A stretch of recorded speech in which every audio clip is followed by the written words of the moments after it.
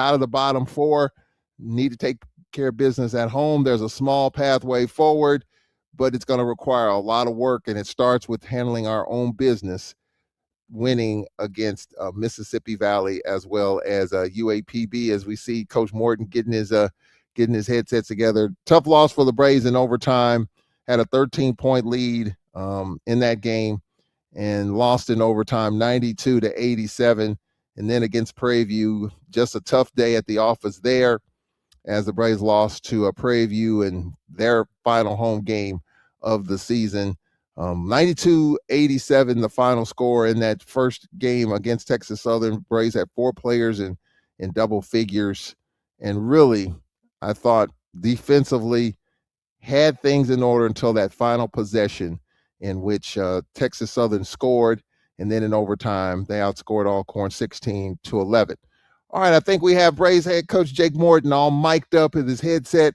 I like that headset, Coach. I always rave about it. It looks like you're ready to call a 3rd down and 10, ready to call for a touchdown and a Super Bowl win. How you doing, Coach? I'm doing well, Tom, man. The problem is my technical difficulties with my speakers. So every once in a while, I got to put the microphone on. We got cheerleading practice going on downstairs, so it's just hard to hear you. So I just want to put the microphone on so I can get a better sound in talking to you. No problem, Coach. It's always busy at the Whitney Arena. There's always a lot going on. You got football doing their workouts there, and you got cheerleaders. You got taking up extra shots. It's always a lot. The Whitney Arena is bustling, full of activity. Well, speaking of activity, Coach, we got some activity we got to get done in these next 2 games. But let's talk about the previous 2 games.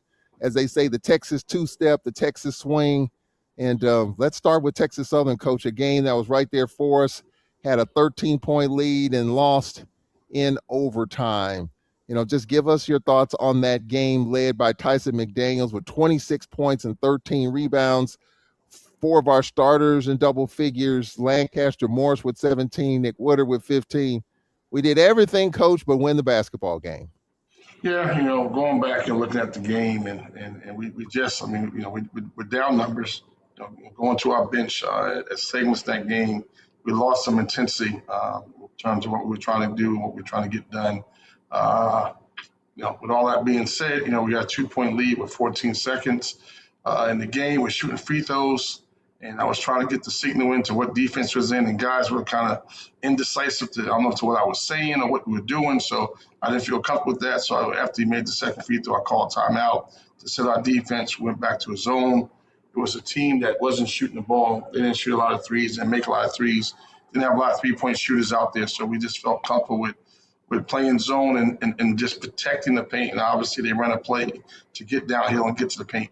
And they got all the way to the basket. They set aside ball screen in our zone. They got to the rim. It was a breakdown on our part in terms of how we cover how we cover ball screens in our zone that gave them that 2-point basket to push it to overtime. There were a number of times in this game, Coach, transition defense.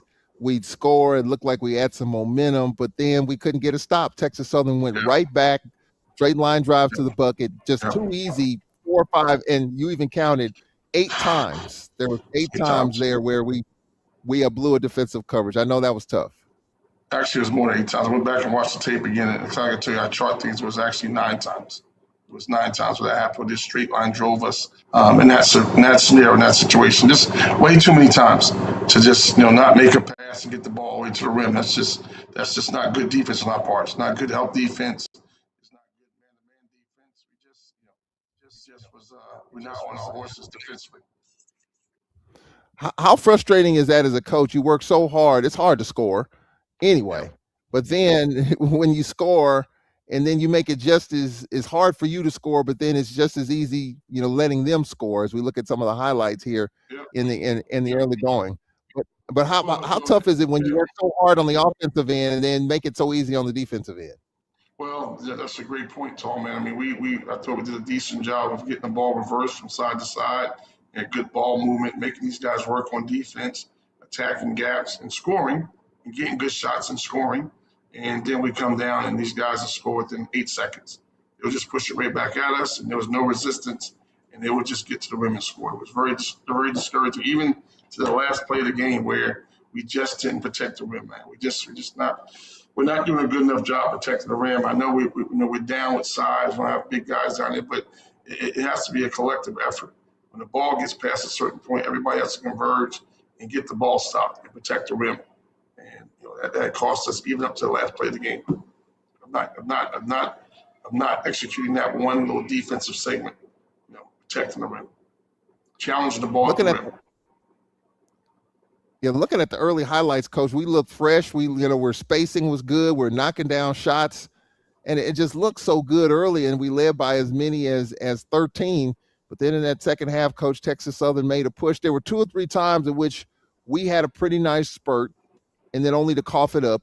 And then we led by 13, and then they made the run 2 or 3 times. We had spurts and mini spurts, but they would answer every time. They did start with those easy buckets given up defensively. That kind of led to those runs by Texas Southern.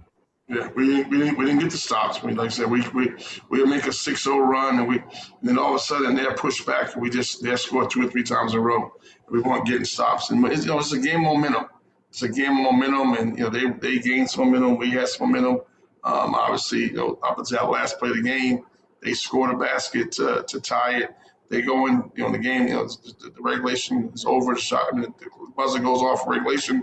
They run to their bench, heads up, going crazy. We run to our bench heads down.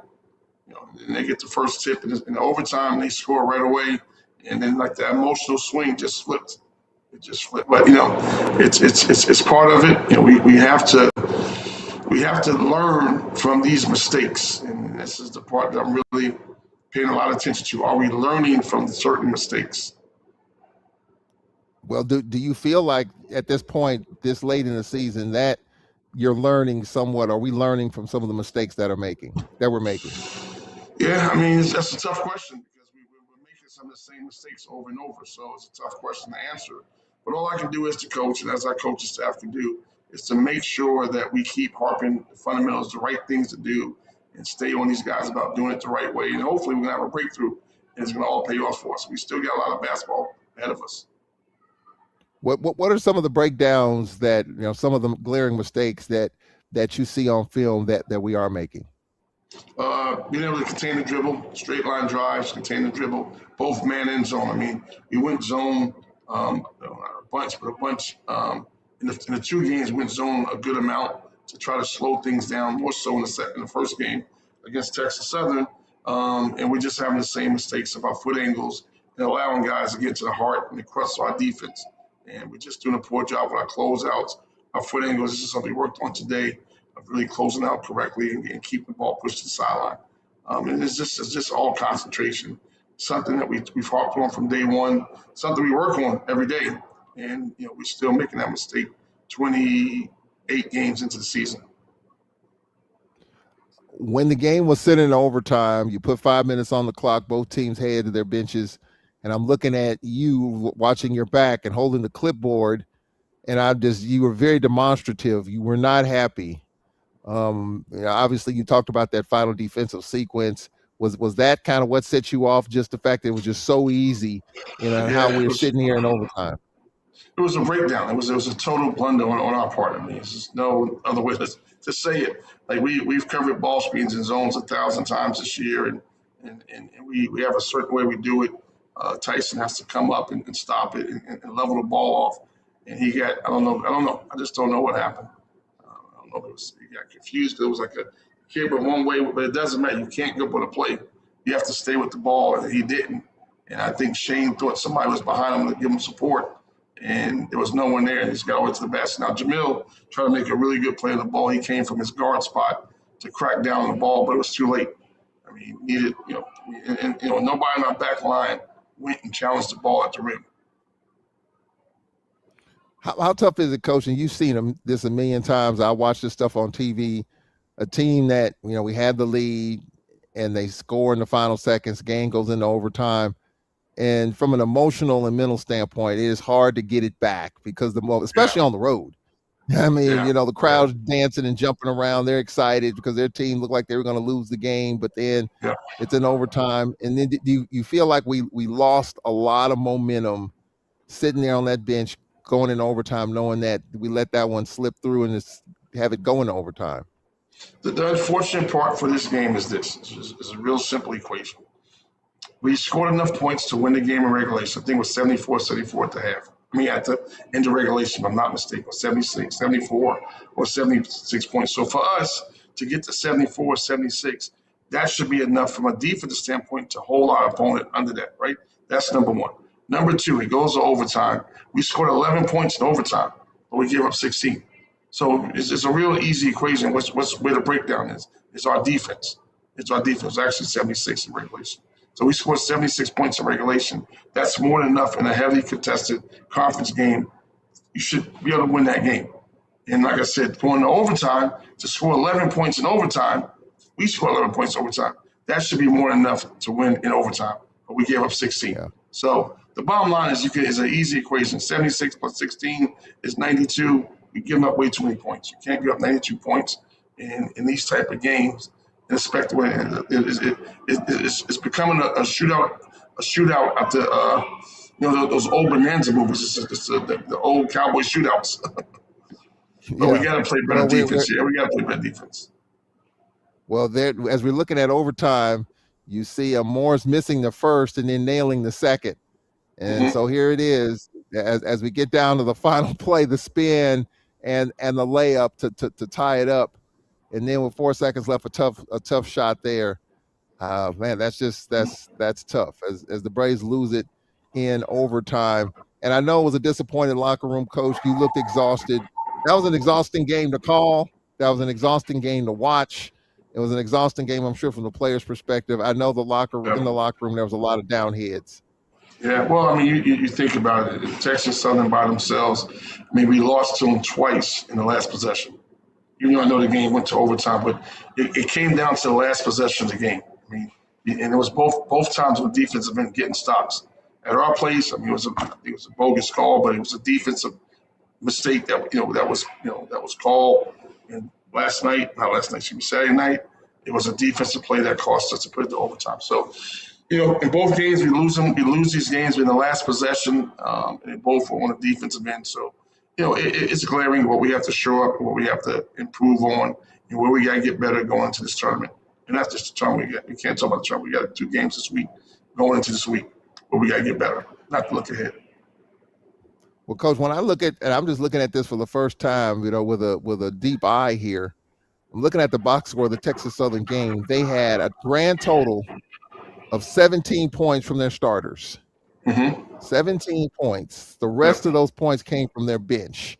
No doubt. And that kind of makes the wow factor even more so. When you only get 17 from your starters, you typically lose unless your bench just was a monster. And it was with Morty with 33, Posey with 16, Anderson with 14, Andrews with 12. You fouled out their center. And I thought after that, Johnny Jones going deep down in his bench as the center position, I thought we'd have a really good chance to win the game.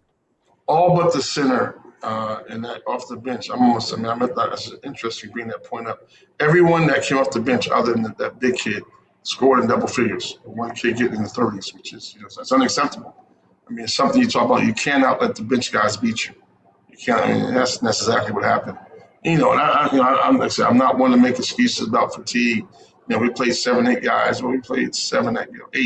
That's right. Yeah, 7. One kid played 30 seconds. So, 7, 8 guys we played. They had a deeper bench, and that bench really took advantage of that.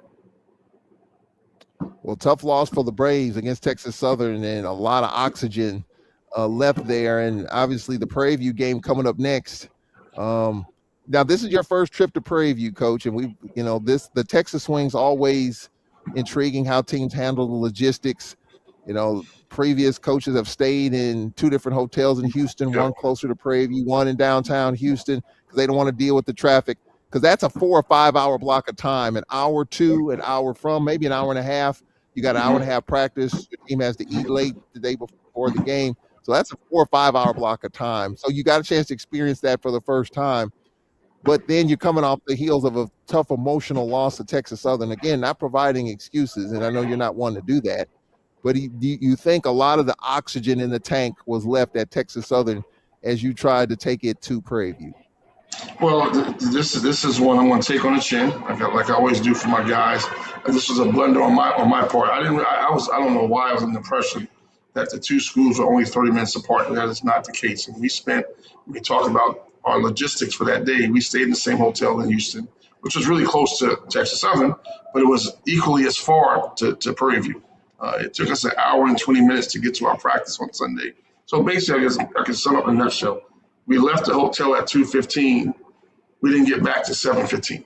That's just way too much time to spend going to a practice. It was almost 5 hours, and part of it was due to traffic and the distance of the two hotels. So that's on me. I didn't think it was that far. But you learn from you live and learn. You learn from your mistakes. Talking about learn from your mistakes. I mean, do it all over again. I would definitely stay in two different hotels. I stay in a hotel much closer to Prairie View, which we didn't do. Yeah. Yeah. Yeah, as a friend of mine said, if you don't know, you don't know, and so it's, but that does take a lot of some oxygen out of it, because a lot of teams don't even shoot around. Shoot around is the practice the day of the game. They don't even shoot around at Prairie View, just like they don't at Alcorn. A lot of teams don't, because they're staying in Natchez or in Vicksburg or in Jackson, so they choose not to. So that was definitely a key point.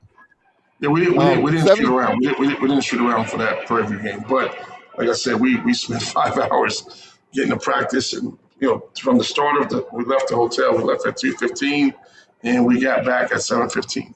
So that's a 5 hour chunk of that day that the guys are on their feet way too long. I mean that's especially after the emotional game we had the day before, and not realizing it would take that long. I mean, we literally sat in traffic for 30 minutes leaving out of. To get to practice, it was 30 minutes of traffic just to get out of the Houston area. Well, let's get into the Prairie View game. What we can talk about it, Coach, it was a kind of a slow start, sluggish, and again, just your team. At least from my four eyes, I thought a lot of emotion and grit was left at Texas Southern trying to get back up, and we were down by 14 at the break, and just you were calling timeouts. It was just one of those deals in which you were trying to, and again, not using an excuse for shorthanded, but didn't have Ellis. He is back, by the way. We'll talk about that. Yeah. But just the fact that you're trying to piece it together as best as you can. You're trying to stop the bleeding as best as you can, calling timeouts. Just one of those things in which everything you tried to do, it wasn't sticking. Was it more so Prairie View, or was it Alcorn in terms of that 72-51 game? There's a little bit of both. I mean, Prairie View is ready to play. It was this senior night. We beat them on an emotional game down here early in the season. They were ready to play. There's no doubt from the jump ball. They were ready to play. We did a really good job in some areas in terms of guarding certain people and taking them away. I mean, we actually, believe it or not, we actually played a little better defense against those guys. We did a better job of keeping the ball in the paint than we did the night before. Did not do a good enough job on the defensive rebounding board. Once again, we're getting beat on the offensive glass. So that was a big issue. Gave up points there, and we limited them. Well, we did a better job than the first game of limiting them in transition. They asked a few times, but we did a better job than we did in the first game. We knew this is a high-octane offense. They like to push in transition. They got 2 or 3 guards that can really push the score in the open court. So I think we did a decent job in that department, but we just did not have the emotional intensity to play a Division I basketball game on Saturday night. This is really more on Sunday. No, Saturday. Play Thursday, Saturday night. So that's a tough one. I mean, it's something, like I said, I got to look at closer in terms of we have these type of swings. Like, what's the best thing to do? I think I put our guys at a disadvantage spot by not moving hotels. I mean, that's one thing, and spend that 5 hours that next day. We didn't have the emotional or the physical energy to do that based on what happened the night before. I mean, maybe looking back on it, you probably don't even practice. Just stay in the hotel, you watch film, you get their legs right, and you keep them rested, and you're ready to play the next day. But like you said, you live and learn. This is one that I won't make that mistake again. Well, I can give you a heads up, Coach. We'll be going to Houston early in the season next year, and we start off at Prairie View, and then we go to Texas Southern next year. That's guaranteed. That makes it easier. That makes it easier. So we're definitely starting a hotel close. That makes it easier. Yeah, that makes it easier. So yeah, but like I said, you live and learn this one. Yeah.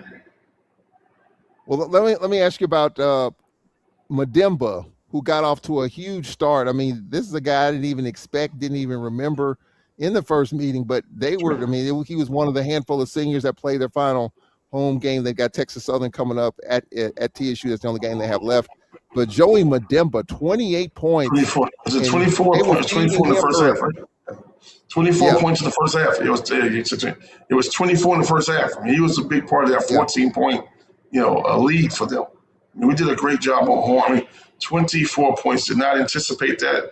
But once again, I mean, in both games, we let guys that normally don't do what they normally do get off and have big games. I mean, those are two games in a row where guys that normally don't do that type of scoring had big games. Yeah.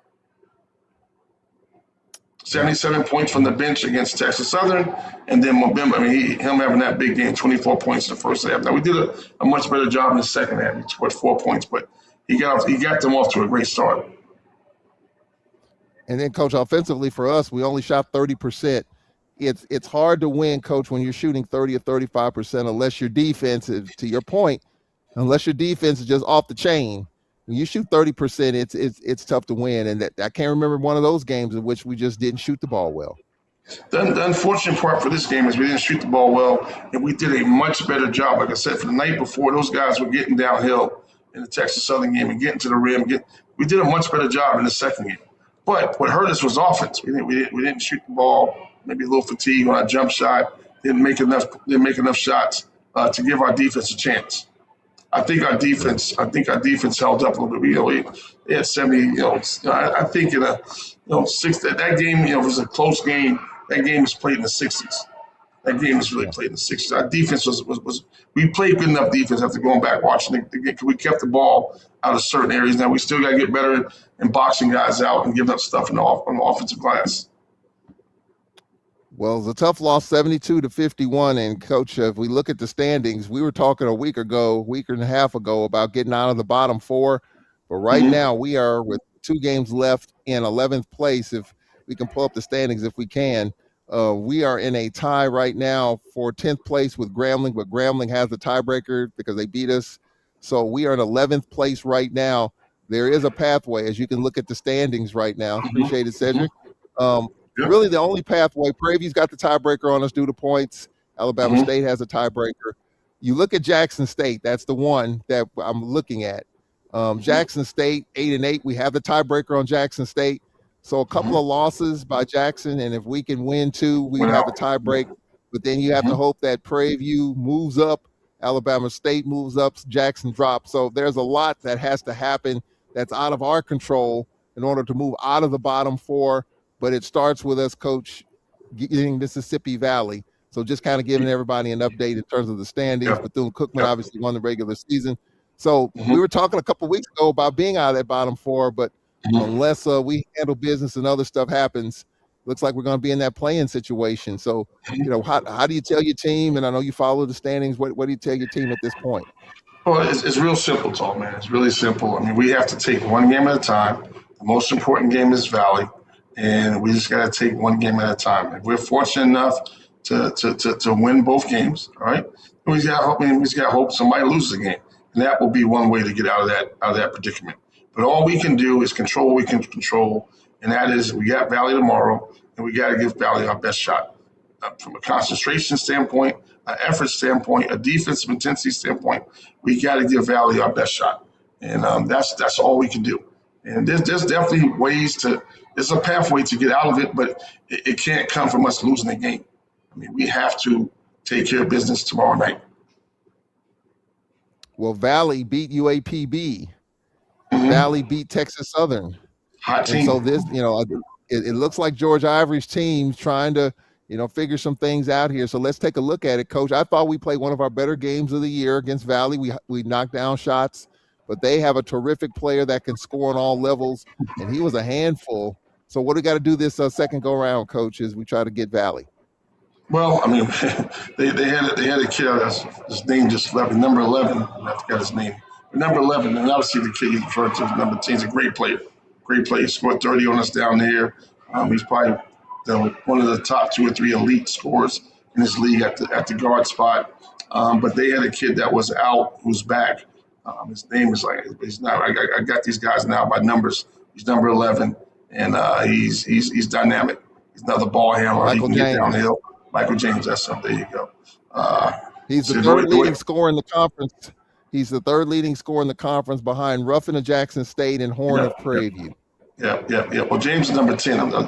He's phenomenal. But the other kid is number 11, who is also a dynamic, downhill driver, ball handler. So, we got to change a couple of things that we did from last time because they only had 2 ball handlers, so we was able to push up a little further and extend our pressure a little bit. But with 3 guys, we got to be a little careful with that now because they can get a spread and the gaps can be too wide if we extend ourselves too much in this game. Also, we got a good game plan for them. They got 3 really good drivers, scorers that can get downhill. If not one of the elite scorers in this league, and James. Well, we know one thing's for certain going into the tournament. One thing definitely. Well, 2 things. Bethune-Cookman's the 1 seed and Valley will be the 12 seed. Everything else is kind of up for grabs. So we talk about James and Coach. I know UAPB's got another good scorer and Quentin Williams. Got to deal with that on senior night. On Thursday, yeah. Oh, yeah. That's coming. That's coming real fast. But you know what? I tell you, I watched the game. I just literally watched it yesterday, Valley against Pine Bluff. Pine Bluff is a good team, but they were playing a lot better early. They're still a very good team. But I'm just watching them and watching their execution components and watch them in the first half of the year and watch them now. Everybody wants to start trending upwards. This is the time to start trending and playing well and connecting with each other and all those kind of good things. So, but they're still a very dangerous team, a very good team in Pine Bluff. Well, you got 4 teams with winning streaks. Bethune-Cookman's won 4 in a row. Florida A&M's won 3 in a row. Texas Southern's won 2 in a row, and Prairie View has won 2 in a row. So you talk about trending upwards. Those teams have. Well, Coach, we got Jeremy Ellis back. I saw him at practice today. Good to see him back. And how big will he be here? Obviously had a death in the family, missed the Texas swing. He's back. Good to see him back. And I know you're glad to see him back. I'm glad to see him back. Obviously, the young man's going through a lot over the last couple of weeks. His uncle passed the last couple of weeks. He had to take an international flight. Is the Bahamas considered international? I think that is, right? They're kind of international. The Bahamas, it's not, the Bahamas international. So he's come back from the Bahamas. His uncle's memorial service and funeral. So obviously a very emotional time for him. So we got to be here for him to support him and get him through that tough time. But yeah, very happy to see him back. And he was in practice got a little winded. He hasn't done anything for about 5 days because he's been, at the funeral. So we got to try to get him back in shape between now and tomorrow. Well, Coach, how big would it be here to get these next 2? We don't know what's going to happen ahead of us. All we can do is win our 2 and just try to build a little bit of momentum as we get ready for Atlanta. That's the bigger part, tall man, is what you just said. To try to win these games, build momentum, and get ready to go for whoever we got to play. We got to play. If it's Monday, if it's Tuesday, we got to be ready to play. It doesn't matter. We just have to have that attitude. Well, the one thing about it, once you get to the tournament, the top seeds don't necessarily win the tournament. We saw that with Alabama State last year. We've seen this movie play out a bunch of times on the men's side. Texas Southern won it as an 8 seed. Once you get in the tournament, anything's possible, and I think it's going to be a wild ride this time next week once we get to Atlanta. Speaking of Atlanta, we're going to set up the Morton and Kilbert shows once we get to Atlanta in terms of where the men are. We might have 2 different shows. Because the girls probably won't be playing until Wednesday or Thursday. The men might be playing Monday. So we may have shows back to back. We might not. So we'll be working on that as we get through these next couple of games. As Braves head coach Jake Morton joining us. Coach, let's go get him tomorrow and let's get back on track. Thanks, Saul, man. Have a great night. That'll do it for a special edition of the Nate Kilbert and the Jake Morton programs on this Monday night as we play tomorrow. 6 o'clock doubleheader tomorrow, 6 o'clock doubleheader on Thursday from the Whitney Arena, Senior Day, and we'll have it all. Jamario Brooks, Cedric Tillman, our producers, glad you can join us. We'll talk to you tomorrow at 5:45. We'll talk with Nakia Cheatham at halftime of the Lady Braves game, 1,000 career points, men's game to follow. We'll talk to you tomorrow, Alcorn and Mississippi Valley, here on the Braves Sports Network. So long.